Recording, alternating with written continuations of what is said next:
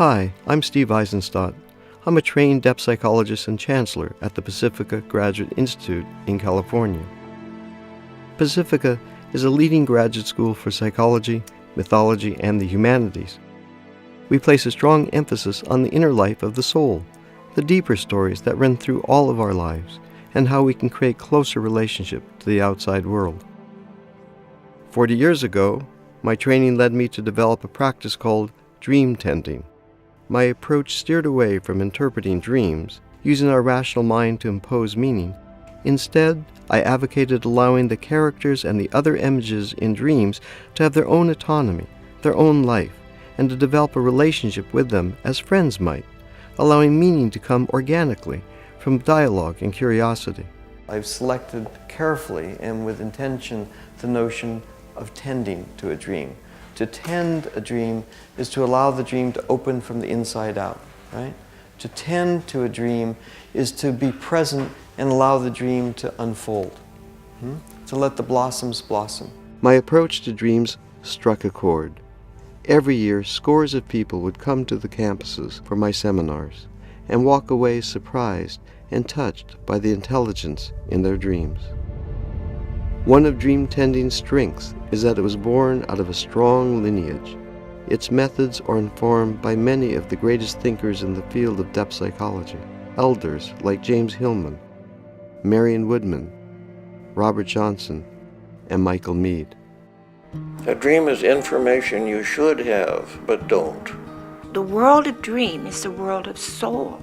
What Steve is doing is turning to the images in the dreams for their own sake, to see what they want to say, why they came, and what they can do for reviving the imagination.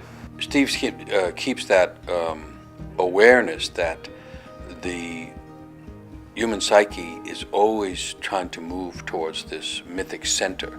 You may have thought something was going on in conscious life, but the dream will be telling you the unconscious response from the soul position.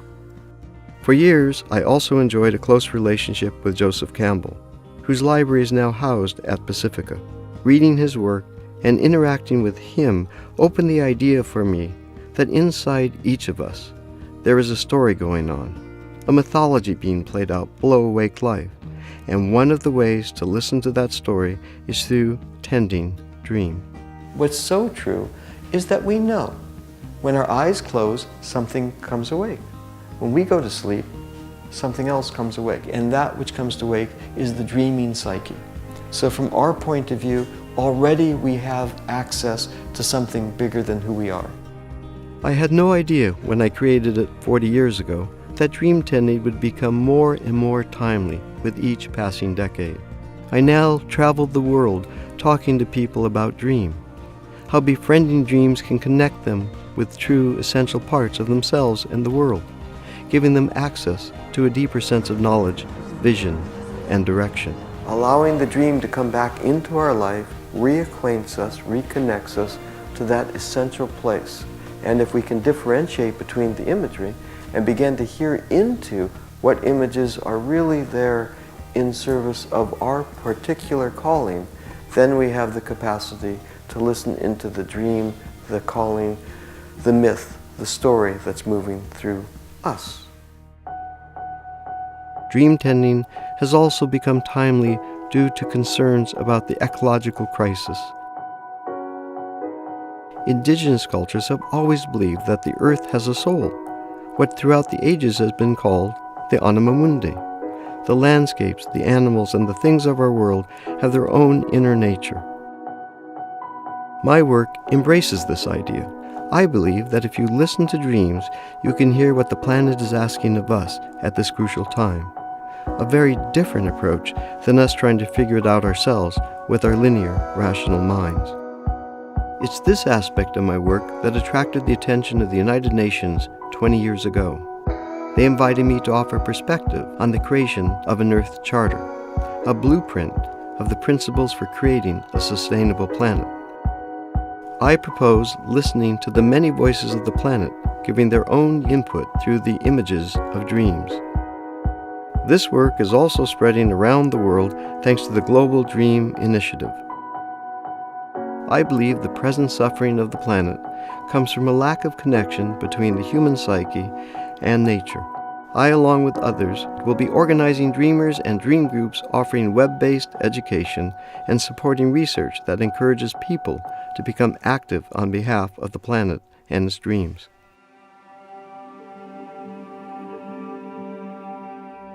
The work that I've been called to do at this moment in time is beginning to flower in ways I could have never anticipated, and is flowering at a time when the planet is in such need. The next generation is looking for something different than the typical answers, the typical education, the same old ways of problem solving and finding inspiration. Dream tending opens one such possibility. It is truly food from the soul. Dreams are, as near as I can tell, narrations that pull together threads of the individual life and threads of the great macrocosm behind things. And by befriending the dream, it's like inviting something else into your life. You are open to what comes to you, and the world is always coming to us. So the tending of the dream is like paying attention to what comes to you. You're open, and that's love in a way, isn't it? Well, Steve, almost single-handed, has resurrected the ancient and medieval art of giving voice to the depths of the unconscious. At bottom, essentially, rooted in the depths of who we are, is a soul body, a wisdom figure, right?